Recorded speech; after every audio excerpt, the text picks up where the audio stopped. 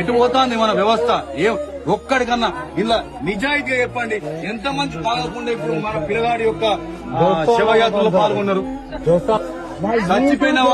చచ్చిపోయిన పిల్లగాళ్ళు మన దోస్తులైతే, చచ్చిపోయిన పిల్లగాళ్ళు మన అన్నదమ్ములైతే, నిజంగా మనకు రేషం పౌరుషం ఉంటే, వాళ్ళ మీద ప్రేమ అభిమానం మనకు ఉంటే, వీళ్ళ సావైనా మనల్ని మార్చాలి. పొద్దున రాత్రి పోతాను సత్తి పెట్టుకొని సాయంత్రం పొలంలో కూరగాయకుంటున్నాం, పూజ కుంటున్నాం. మా పిల్లల కొరకు మా కడుపు కొరకు పోతారా? మేము తాగేసి ఇట్లా రోడ్ల పాటు మాకు ఇట్లా బాగా తీసుకోవాలి. మీ కొరకు మేము బతకన్నాం, మీ కొరకు మేము చావాలి. ఏం చెప్తాను, ఎటు పోతానో మనం ఎటు అవుతాంది. ఈ రోజు ఏమైంది? దీనికి కారణం ఏంది అందరికీ తెలుసు. నిజంగా కనుక మీరు మన లోపల మానవత్వం ఉంటే, మన గుండెలు రాళ్లు కాకపోతే, మనం రాక్షసులు కాకపోతే, ఇప్పటికైనా అర్థం చేసుకుని జీవితంలో సావుకు మించిన పెద్ద షాక్ ఉంటది. గంజాయి లాంటి పట్టుకొచ్చి ఇస్తా అంటే మనం దొరకట్లేదు. నడిపోట్లో పలుకుదాం, ఆగుదాం, మార్చుకుందాం. జీవితం మళ్ళా రాదు. జీవితం మళ్ళా రాదు. మన ఊరి పిల్లగాడు నిన్నటి దాకా మనతో ఈ టైం బతికున్నాడు, మన మధ్యలో. ఇవాళ మన దగ్గర 2 పిల్లలు వేరు.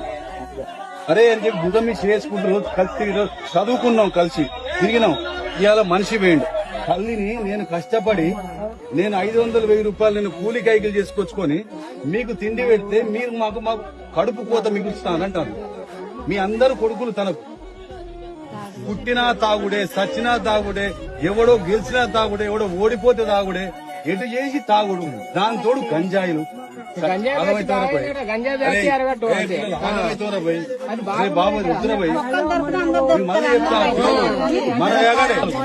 మన ఊళ్ళకెళ్ళి ఈ రోడ్ల మీద రక్తాలు దుస్తులు మార్చాలి, మీ అందరి గుణాలు మార్చాలి, మీ అందరి ఆలోచనలు మార్చాలి. ఇవాళ మీరందరూ ఆయన కొడుకులు కావాలి.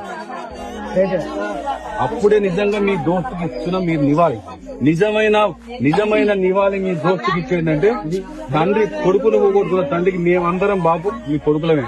మీకు నిజం చెప్తున్నా, పిల్లలు, నేను శనిగరం బిడ్డని, నేను చెప్తానా, మీకు రేషం పౌరుషం ఇంత అంత ఉంటే, మన అవ్వలు చెప్తున్నా ముచ్చట్టు, మన దోస్తు సాక్షిగా బంద్ చేయాలి.